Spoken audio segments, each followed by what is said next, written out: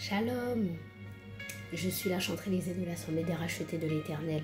J'espère que vous vous portez vraiment bien par la grâce de Dieu depuis que nous nous sommes laissés lors de notre dernière manne quotidienne. Parce qu'aujourd'hui, par la grâce du Seigneur, nous allons encore nous exhorter au travers de sa parole et nous allons essayer d'avoir une réflexion ensemble sur un passage dans les Écritures qui figure dans le livre de Matthieu au chapitre 16 du verset 18 au verset 19. Mais nous allons d'abord prier. Éternel Dieu Tout-Puissant, nous te disons merci, nous bénissons ton Saint-Nom parce que tu as permis que nous puissions une fois de plus nous retrouver pour nous exhorter autour de ta parole. Je te prie Seigneur Dieu afin que ton esprit soit notre enseignant par excellence, qui nous donne cette sagesse de pouvoir comprendre ta parole telle que nous devons véritablement la comprendre et qu'elle puisse opérer un véritable changement, un déclic dans la vie de chacun d'entre nous. C'est en ton Saint-Nom que nous avons ainsi prié. Amen. Alors, je lis la parole au nom du Seigneur Jésus-Christ. Et moi, je te dis que tu es Pierre, et que sur cette pierre, je bâtirai mon église, et que les portes du séjour des morts ne prévaudront point contre elle. Je te donnerai les clés du royaume des cieux. Ce que tu lieras sur la terre sera lié dans les cieux, et ce que tu délieras sur la terre sera délié dans les cieux. Amen. Ce qui nous intéresse, c'est ce verset-là, le verset 19.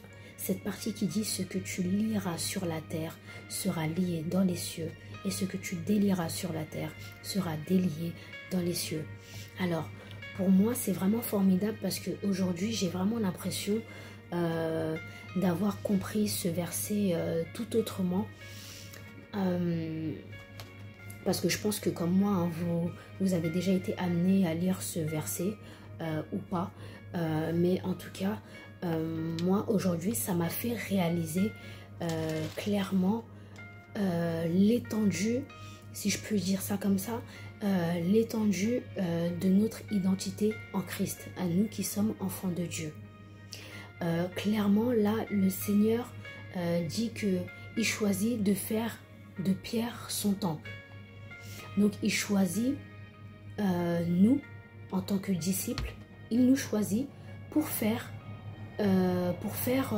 son temple.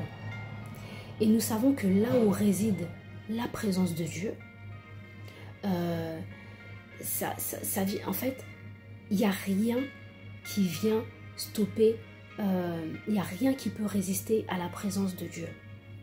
Nous le savons parce que la présence de Dieu, c'est quelque chose qui est tellement fort. Donc ça signifie véritablement qu'il n'y a rien qui peut lui résister. Donc, à partir de ce moment-là, si le Seigneur, véritablement, par sa présence en nous, nous permet de prononcer, de déclarer des choses et que nous puissions déclarer des choses sur la terre et qu'elles soient actées dans les cieux, c'est que clairement, là, nous devons comprendre que nous n'avons aucune limite. Que ça veut dire que nos déclarations, que nous avons, tout ce que nous disons sur cette terre, tout ce que nous prononçons sur cette terre est acté dans les cieux. La parole de Dieu dit encore dans le livre de Matthieu au chapitre 28 au verset 18, Jésus s'étant approché, leur parla ainsi, « Tout pouvoir m'a été donné dans le ciel et sur la terre. » Si tout pouvoir lui a été donné sur la terre, dans le ciel et sur la terre, de cette même façon, si il bâtit son église en nous, tout pouvoir également nous a été donné aussi sur la terre et dans le ciel. Ça veut dire que par nos proclamations, par nos déclarations, nous sommes en mesure de pouvoir déclencher quelque chose dans notre atmosphère.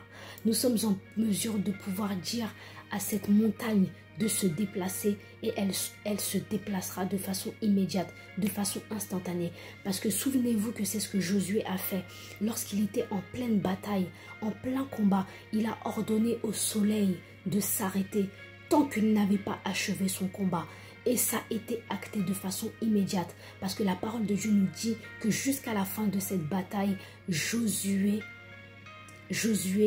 a vu cette déclaration faire effet. Le soleil ne s'est pas couché jusqu'à la fin de cette bataille. Alors bien-aimés dans le Seigneur, prenons conscience aujourd'hui. Souvenons-nous que par cette déclaration que le Seigneur Jésus-Christ a fait, en choisissant de faire de nous son temple, son royaume, nous avons le pouvoir, par nos déclarations, de lier les choses sur la terre et dans le ciel. C'est merveilleux. C'est vraiment merveilleux. Alors souvenons-nous de ça, bien-aimés, et utilisons notre pouvoir qui nous a été donné par le Seigneur Jésus-Christ à bon escient pour transformer les choses et les faire bouger autour de nous. Soyez bénis et bonne journée en Christ.